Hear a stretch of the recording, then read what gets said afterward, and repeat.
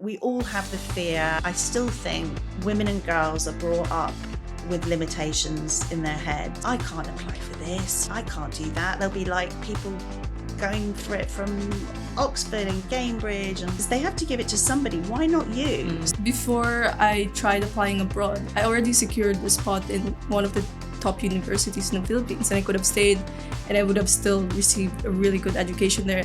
But then I just chose a different path. It's not a political choice, sustainability. It's a necessity to keep us alive on the planet. That's what it's come to. Yeah.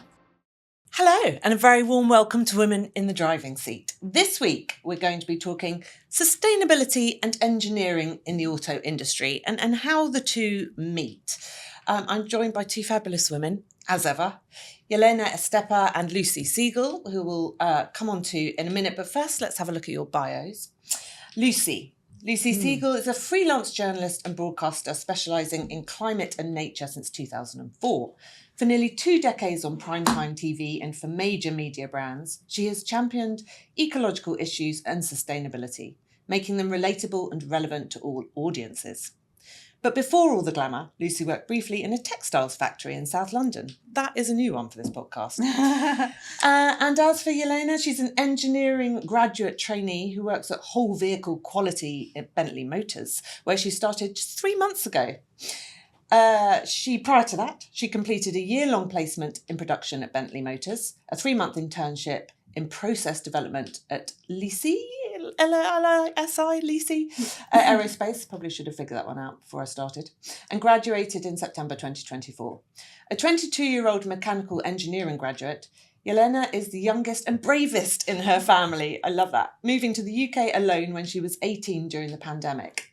She describes her life as a constant adventure of relocating and chasing new opportunities, always with her whole life in tow, dreaming of a place to call home with her partner of 8 years and maybe a cat too.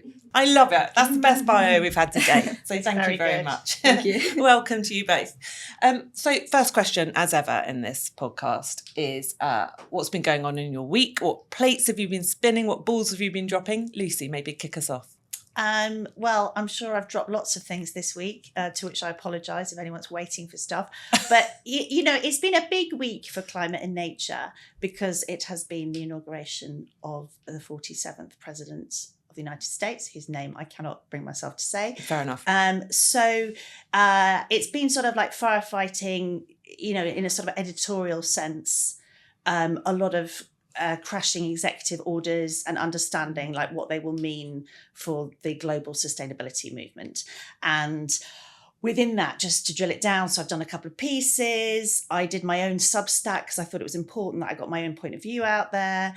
And I also wrote a piece for the Times about sunscreens. Why? Because that's what I do. Quite often I am working between the big existential issues and how policy governs investment, but then I have to do a whole about turn, and I have to write about consumer goods from a sustainability angle because, to be completely honest, that is my sort of bread and butter and has been for a long time. So I always say with my career, I have to zoom out and see the entire planet and zoom in very, very close. But that's good because that's essentially what conservation biologists do. That's what everybody working in this sector do. So I feel like we're all doing the same thing. And, you know, whether you're a sustainability writer or an ecologist or an ecological scientist, we all work in crisis discipline. And it's really important to understand we're quite good in a crisis. So one thing I have noticed this week is my writing's on fire. Yes. So if you want to commission me, do it this month because I'm writing really fast and really on point, and that is not always the case. February you'll be lying down in a dark room February somewhere. I'll be crap again. And what about personally, or has it all just been work this week? Well, there's a real blurring in my life between work-life balance is not really a thing for me, and I'm sure Yelena, you probably feel the same. But you know, I really, you know, back to this crisis discipline thing. There's a sense of urgency, right? Because we're in we've pretty much reached 1.5 degrees of global temperature warming. The Los Angeles fires, which I haven't even mentioned. By the way, I've attended 2 seminars on the fires, one on the physical climate attributes and one on the insurance industry, which is very, very interesting and, you know, is epoch changing. So those are real things. So, yeah, so we have this sense of urgency the entire time. So anytime that you're asleep or watching Real Housewives of Beverly Hills, which I do a lot, in fact, I watch a number of those franchises, you do think you should be working. So, but I have 2 little dogs and they like running around outside, and I live in a sort of semi-rural area, rural Croydon, I call it. So nice, rural Croydon. That's I one I spend a haven't lot heard of time before. outside. Okay. Yeah. Blimey, I'm exhausted already. And you, Yelena, what's been going on in your week this week? Well, I don't think it's as interesting as that. Yes, it is. Yes, it is. I've been just completing my visa for an upcoming business trip to Sweden. So it's been very difficult trying to get all the requirements I need for that. But other than that, I've started the docuseries called Explained by Vox Productions, where in each episode they have a very interesting topic, starting with like fairy tales. So the history of fairy tales, how do we pass on stories, and then like time, hurricanes, and all that kind of stuff. Wow. Other than that, dishes started piling up in my room, so I started washing up. And you're based at Crewe, are you, at Bentley HQ? Yeah, I am. Yeah. And what does, are you kind of in and out of the canteen in Bentley? Do they have a good canteen in Bentley? Oh, sorry, this was not on your list of questions to answer. I'm just trying to get a sense of what a week at Crewe looks like. Yeah, so actually we have £1 meals now. So all the lunches is just £1, and you can get 2 meals for £2 because of that. And we have costs on site, and they even give discounts if you bring your own cup, for example. And are the meals carbon rated? Do you get do they have meat substitutes? Yes, they always provide like meat substitutes for vegetarians and vegans, so everyone can buy their meals there if they don't want to bring their own meals from home. I picture the Bentley canteens being full of kind of handcrafted leather seats to sit in with kind of walnut, bird veneer tables, waiters, silver service. And one of those silver domes when you have your... Yes, with your sandwich underneath yeah. No, it's just an ordinary cafeteria. It's a place for everyone to relax, take time off work. Fair enough. Okay, fair enough. By the way, I met someone yesterday who's doing a startup. So I also did a bit a speaking engagement yesterday, a trends panel, which I do every year actually, with some other journalists, influencers, and someone who's quite senior in the Labour Party, to give all different perspectives. And I met some really great startup innovators afterwards. And one guy I met, they're doing a thing which is like with a major credit card provider. So you can use your credit card to buy your canteen meal if you're in one of the signatories, and then you get extra points the more climate friendly your food options are. Oh man, I need to spend a week with you. You can just reevaluate my life. There's so much we could do. Oh, anyway, right, okay. Yelena, talk us through your journey, because this is fascinating, from being a 14-year-old schoolgirl in the Philippines to being a graduate at Bentley in Crewe. So, growing up, I normally followed in my older siblings' footsteps, and that included the schools I attended. And for high school, I attended a research-based school, very much focused on academics, and so much so that we didn't have our own courtyard for sports. And students are very competitive. Their average grades are around 93 to 95% on average. My sons would be sunk, they wouldn't mind me saying. Yeah, and we even had to write a thesis starting from year 9 till 10. And then by year 11 and year 12, I moved to one of the top 3 universities at a different city, and I was only 16 at this time. So I chose a STEM strand because, again, it's science-based, research-based kind of topic. So at the end of year 12, that's when we had to start choosing our courses for university. And initially, I wanted to become a pilot. A pilot? Yeah. Why? It just fascinated me. I wanted to try traveling, and then flying a plane is really cool. Mm-hmm. Yep. So my dad is really supportive of that, and he came with me to inquire at the flight school. And then there they informed me that I actually need a degree if I wanted to become a commercial pilot, any degree. And what the better choice than aeronautical engineering. So I would get to learn how planes work, aircrafts work. And then my second choice was mechanical engineering. But then COVID hit. So my partner, who was living with me at that time, always intended to go abroad to study medicine. And he secured a spot in Hungary. So that inspired me to explore going abroad as well. And I initially wanted to go to Australia, Switzerland, but then relatives in London heard, so they recommended I try UK too. So I gave it a shot, and here I am. Wow. And you say, here you are. You got to the UK, and then did you apply to Bentley straight away? No. So I was applying to study abroad. So Yeah. I went to university at the Montfort University. So they didn't have a slot for aeronautical engineering for first. To Montfort, that's Leicester, isn't Yes. it? Yeah. So I got into mechanical engineering. And then I first applied at Bentley in my second year for a year-long placement. Right. Yeah. And then they had the graduate nominations during my placement. So I was able to secure a graduate role at the end of my placement for Bentley. And meanwhile, what had happened to your boyfriend? Had he gone off to Hungary? Yeah, so he studied in Hungary for maybe 2-3 years, and then he decided he wanted to live with me. So he decided to transfer at the same university, but unfortunately they didn't have general medicine, so instead he went for biomedical science. So in my final year at university, and it's his first year at university, we lived together. But I had to relocate again to Crewe for Bentley. Oh my goodness. You see, what I love many things about your story thus far, but one of the many things I love about it is that I think everyone thinks a career and how you get somewhere has got to be linear. It's got to be linear from school. You go to school, you get your A-levels, you go to, and yours already is quite a wiggly route, right? You were thinking about being a pilot. You were thinking about, you didn't wake up age 14 and go, I'm going to be a mechanical engineering graduate at Bentley. You're just here, by a series of kind of quirks of time, talent, luck, and all sorts of different things. And that's what I think is important to get out to girls listening as well about careers, is that don't get kind of hamstrung into kind of stasis by thinking, God, I've got to do it. This is the only way to do it. You've just got to get out there and see where your horizons take you, haven't you? Yeah, I mean, before I tried applying abroad, I already secured a spot in one of the top universities in the Philippines, and I could have stayed and I would have still received a really good education there and potentially another career in engineering there. But then I just chose a different path and it changed, but I don't regret changing it at all. Yeah, great. No regrets. That's the key. Lucy, sustainability, the car industry. I mean, 10 years ago, the car industry wasn't really talking about much of this at all. It was talking about electric cars, but that was kind of it. And zero tailpipe emissions was where it began and ended.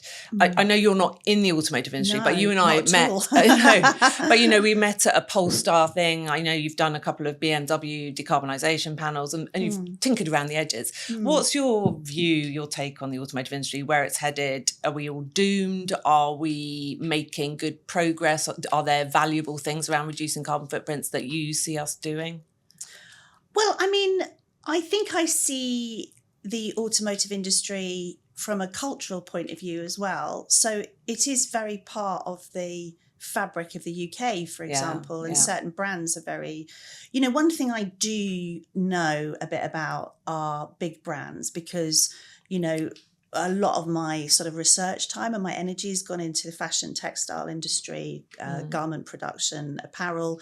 And obviously, big brands are the signifiers for that whole market, really. And I think that you can transpose that to the car industry. So, if I don't just look at it in terms of can it decarbonise, can it not decarbonise, I think there's interesting things to say about that. But culturally, it's very important what engineering talent is coming through, what that means, where people will work, how agile they are in the future. Will they also work on renewable? And also how the car industry, the automotive industry, ties into the energy transition, which is obviously the really, really big deal. So if you look at EVs, I know I'm jumping around, that's kind of the way my brain works. I'm definitely not a linear person, Yelena. I'm giving you free flow. Oh, I love it. And so I mean, if you look at EVs, for example, I mean, the real benefits of EVs will be actualised when or if we get to the point when you have the bidirectional EVs that will sit on your driveway and become part of the battery culture, if you like, or battery infrastructure of the UK. The kind of vehicle to grid stuff. Exactly. Yeah. I mean, that's the point of them in a sense. Right. Because you have to sort of project a little bit further, which obviously, as we're trained to be consumers that just go, what do I want right now? And all the rest of it. I think actually car consumption is very interesting in and of itself, because people do give it a little bit more time, a little bit more attention. And some people are really quite passionate about it.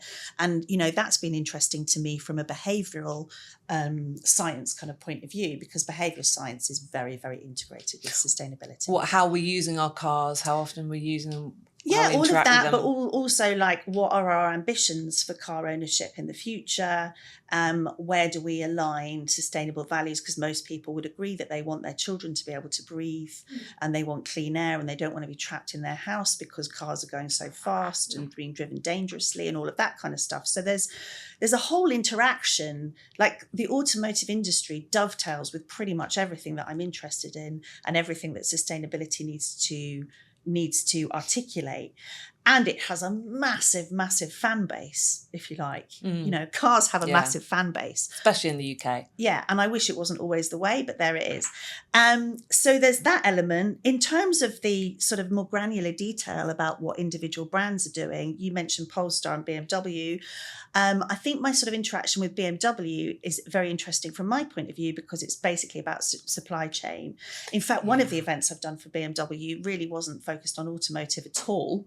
It was focused on decarbonising supply chains more generally. Yes. And I think that is so interesting, really because, interesting. if we look at the frameworks that investors look at, certainly one of the big frameworks that, they're all initialized, aren't they? So it's just a jumble of letters, which I can never remember which order they're in because I'm quite dyslexic. But certainly one of those frameworks is around decarbonising tier 1 to 3. Yeah. So that's how we do it. That's how brands and businesses have been taught to decarbonise. And the car industry has a lot of learning for that, because you have a lot of components. So some of the work that's gone on in supply chain around decarbonising in the automotive industry is world leading. It really is. And then you get some brands who aren't grappling with it at all. Then you get the comms, people get very excited about Bentleys, for example. So it's a chance to message engineering, even things like lean manufacturing, which ordinarily everyone would be snoring in a corner. If it's Bentley, oh yeah, I'm really interested in sexy that. Suddenly. Sexy, yeah. And then there's that element of it. And then there's the actual projection. Who is the customer for what vehicle? And this is what I find really fascinating. And I actually referenced it yesterday on a panel that had nothing to do with the automotive industry, because we have a real issue in that we are always talking to the people who are directly in front with their wallets open. That's what consumerism is. I'll grab you now, spend this, the hard sell, close the deal.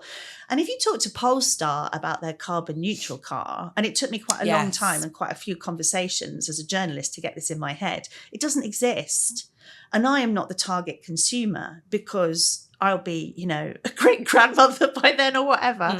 And their consumer is maybe 20 now, and they are aggregating all these values that, maybe Gen Zers, and I'm pointing in Yelena's direction, have. And they are projecting into the future to say, we're going to bring this car to market for you. And obviously it's very difficult, and there's, ups and downs. But the market proposition is not for now, it's for the future. Yeah. And that's their zero carbon car, that's isn't their it? zero carbon. And what I love about that car is the way they say, and their man with 10 brains who's behind it says, we don't even know if it's possible, but we believe it is. Yes. I love that statement, because that's about hope and faith and, it's about and knowledge. Exactly. And also the only thing they can tell you is that it probably have yellow seatbelts, because that's their thing. Oh, I love a yellow seatbelt. Yeah. But my point is that I think across brands, across sectors, we should do a lot more projecting into the future. Right. For all the reasons that you mentioned. With confidence and skill. Yeah. And investors will invest in it. That's the crazy thing. Yeah. To a point, Yeah. My God, we're already halfway through. We have to move on rapidly to podcast pit stop, your favourite moment of mine, which is our quickfire round. Simple yes, no answers. You haven't seen the questions. Let's go with Yelena. Are you ready? Maybe. Confidence, Yelena. Come on. Cocktail or mocktail? Mocktail. Self-charging hybrid or plug-in hybrid? Self-charging hybrid. Garden or courtyard? Garden. Horsepower or torque? Horsepower. Convertible or coupe? Coupe. Friends or family? Ooh. Friends. Yeah, you can only choose one. Thank you, you passed. Lucy, Trump or Musk? You're not going to answer that, are you? No. It's just neither. It's too depressing. Okay, I've already depressed you. I can't do it. No, fine. I'm sorry to upset you. I'm moving on. Calendar or notification? Calendar. Jumper or cardigan? Jumper. Toyota or Lexus? Lexus. Can or glass bottle? Can. Leather or bio-based fake leather? Oh my goodness, that's a can of worms. Isn't it? I know, that's why I chucked that one in there and it's a yes, no answer. Or Depends one or the on other. the leather company. Yeah, Bridget Weir. That's Shout what out. that was what was in my head. There we go, we got that in. Well done. Congratulations. And if you've done the mocktail cocktail for Bridget Weir, they'd definitely be cocktails. Yeah, 100%. I've been out with those people. So, Yelena, coming back to more serious matters, what about your responsibility towards the planet as an engineer in the environment? You know, your career is about making things, designing systems, material objects. The impact you're having on the planet could be significant. What are your thoughts? So sustainability has always been integrated as part of my education. So, for example, in year 10, my thesis was about using methane gas from decomposing fruits and vegetables as an alternative to liquid petroleum gas, which is used for cooking, and tackling the issue with landfill emissions. In year 2 at university, as part of my project management module, we entered a competition with Engineers Without Borders for the Engineering for People Design Challenge for Cape York, Australia. And one of their issues is plastic pollution and getting reliably clean drinking water. So our solution about that was using solar disinfection, where they put the water in plastic bottles so that they can have clean drinking water. So with that, I think now especially, it's always going to be part of our education to consider sustainability. And as an engineer, I am aware that engineers have the potential to make a huge difference, for better or for worse. And that is why being educated on sustainability very early on from high school or even earlier than that helps us understand how our decisions can affect things short-term or long-term. Yeah. So I understand that responsibility, and it's always something I keep at the back of my mind so that, you know, I can make products with this consideration. Yeah. And so that brings me on to you working at Bentley. You know, I know people will be listening to this thinking, oh, Bentley, sustainability in the same sentence. What? W12 petrol engines, you know, chrome. But Bentley, along with everyone else, is having to transition. It's having to think about. And also, I just think Bentley has always struck me. It's a small company. It's a British luxury company. You know, responsible, ethical, kind, nice people work there, right? You're not all kind of the devil incarnate. What are you working on anything or looking ahead to the future at Bentley? Yes. So being in whole vehicle quality, we have to work on the cars that we are launching in years' time. So we have to look way ahead. How are we doing our testing in a sustainable manner? So, for example, some projects regarding PHEVs or BEVs, if we do testing wherein we're required to drive elsewhere, we have to consider our carbon emissions. If we have to charge, if we have to refuel the cars, what would that entail? We get that data, we analyze it. So how different would the emissions be during testing? And then when we actually produce and start the production of those cars. So everything is being considered, it's put into plan, and that's what we aim towards. And that's kind of, I think Bentley, there's quite a lot of work going on, isn't there? Looking at the plant itself and the factory in crew and energy conservation or wastewater management, things like that. So sustainability is like everywhere, wherever you go in on site. So like when you enter one of the gates in Bentley, you would see like the beehive. So we have millions of bees on site so that we can support biodiversity. We have living walls all around, and we have solar panels which power the whole site basically, which for other people's context, you could imagine like 9 football fields. That's how many solar panels we have on site. Even when, for example, the cafeteria that we talked about, when you want to get food to go, our containers are made from bamboo. So everything that we do isn't just about building the electric cars, although that's a big focus for us, but it includes our operations. In fact, production alone is less than 1% of carbon emissions. So how do we make it so that everything that we do, whether it's producing the cars or just operating the factory or other buildings, is being considered already and being put into plan? And we always work towards the next steps to make it better. So it's something that, for me as a graduate, is something that I'm really proud to be part of. And working with people who's already had years of experience doing these projects enables me to learn from them, and how can I make better decisions as well. But also hopefully them to learn from you, right? Yeah. Because you're the ones coming with fresh ideas and fresh eyes on this, maybe. Lucy, what do you think about the word sustainability? Has it become an unsustainable term? I feel like it's gone slightly down the route that the word luxury has. It's kind of become meaningless and people bandy it about. And have you got a better word? Or are you still using it? No, I mean, we have this debate all the time and it's quite cyclical. Yeah, I think we actually had it at that thing that I met you at as well. You know, I mean, yes, words go in and out of fashion, and there might be a suggestion that, you know, it's a little bit ambiguous and all the rest of it. But sometimes I substitute climate and nature if I want to be really targeted. But Al Gore used it this week. He said in response to Trump's, burning of or his flurry of executive orders. 47 executive orders, Al Gore said the global sustainability movement is unstoppable. So, you know, it's resonant. People understand what it means, and there are a lot of people involved in that movement. Is it a catch-all? Is it a wide-all? Does it appeal to everybody? Absolutely not. And that has obviously been a problem. But we live in an age full of disinformation and full of untruths about the planet and our survival on it. It's a lot more tenuous than people understand.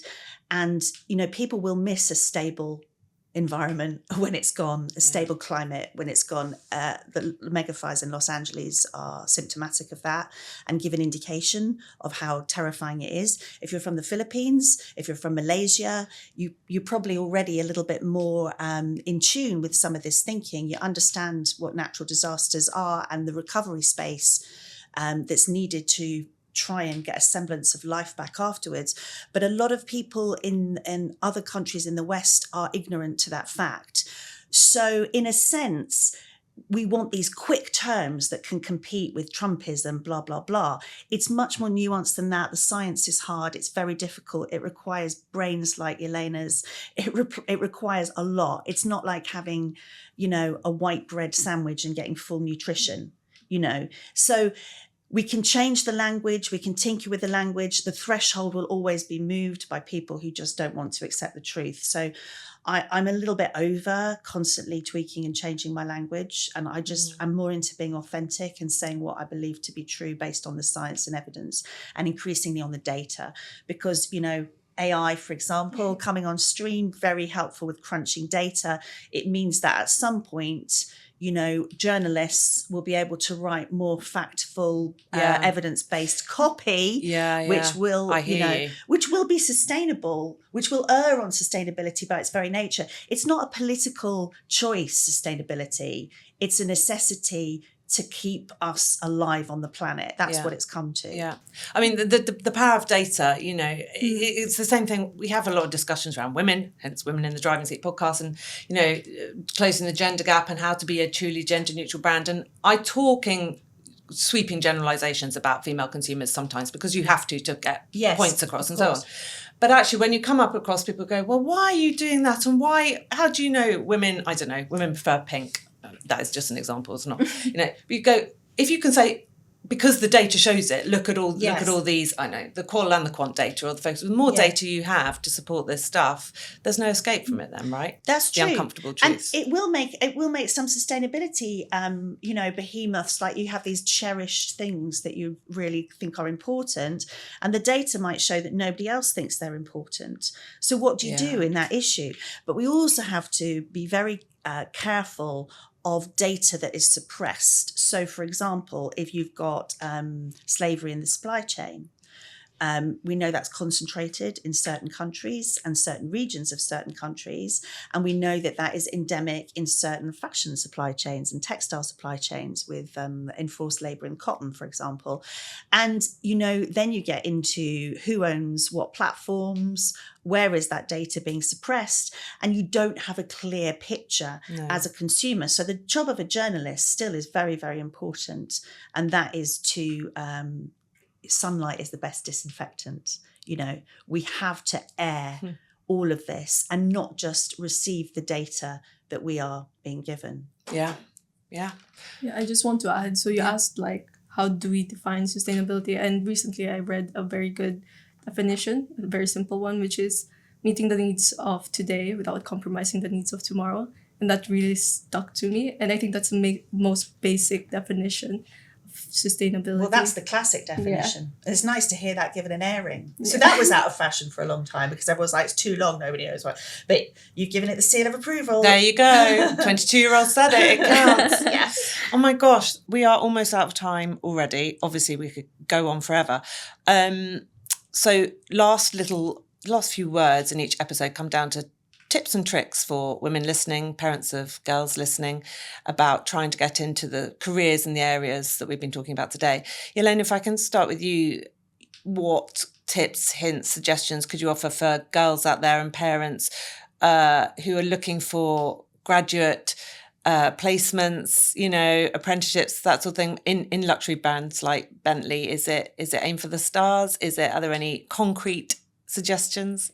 So when I was moving to the UK, I flew here on my own, like a very long haul flight on my own. And the mantra I kept saying in my head was turn fear into excitement. So all of these things that I've been doing are things that I'm trying. I'm scared to try, but I try anyway. And for example, today, I wanted to try being on a podcast. And I didn't think I'd do it. Again, I'm doing it now. Here you are. Yeah, so I know it's very difficult to secure placements in graduate jobs, not only for women, but even men too. But just try as much as you can. If you really want it, then you should try. And even if you don't get the opportunity, at least try. Yeah, brilliant. That's perfect. Thank you. And Lucy, journalism and difficult journalism, proper journalism, where, you're fighting fires, you're having battles, you're not afraid to speak up for what's right and do some proper investigative journalism, which is really lacking, I would say, especially in motoring journalism. I'm going to call that out. We don't have people properly putting OEMs and retailers and suppliers under the spotlight. I think it's a great career for women, don't you? I think it's a great career for humans because it's really, really interesting. And you get to, I was thinking on the way here, actually, I thought you were going to ask me about driving a car. I was thinking, oh God, when have I driven a car and it's been exciting? And, sometimes when you do investigative work, you do have to tailgate and you do have to get into places that you wouldn't normally get into. I'm not saying drive like that, by the way. But, you do get some spicy moments in investigative journalism, which is quite exciting. You get to travel. You get to film undercover, you get to work with lawyers where why you have to have a reason for doing everything. You have to, sometimes you work with the police, sometimes, all sorts of things that you can do. It's not just writing about which is the best, bed linen or tires or whatever, there is that element too. And it just will take you wherever your personality lets you go, essentially. And I think to Yelena's point, we all have the fear. I think, I still think women and girls are brought up with limitations in their heads. And I get a lot of people saying to me, I can't apply for this, I can't do that. There'll be people going for it from Oxford and Cambridge and blah, blah, and this school and that school. And I always think they have to give it to somebody. Why not you? So why not you is a very resonant phrase. And it's something you need in journalism, because I can tell you what, the route that I got into journalism was through admin, and the actual notes in The Guardian, because I went to work at a hot desk and like type and answer the phone essentially, used to say in capital letters, "This is not a route into journalism." And I used to think, why not? I mean, what a stupid thing to say. I am 100% with you. I started off in an admin role at the Telegraph. Yes. So, and look, you and I are now Yeah. here having this conversation, having the careers we're having. And Yeah. weirdly, that's the exact words I use when I say to my boys, Yeah. if not you, who? Yeah. Because I used Yeah. to be in exactly that mind space. So Yeah. I think if not you, who is a fantastic place in which to end it. Thank you so much to both of you for being here today. I'm really grateful. Thank you for everyone who's listening. Please like, subscribe, listen out for the rest of the podcasts and the episodes. Plenty more where this came from. Thank you. Thank you. I really enjoyed this.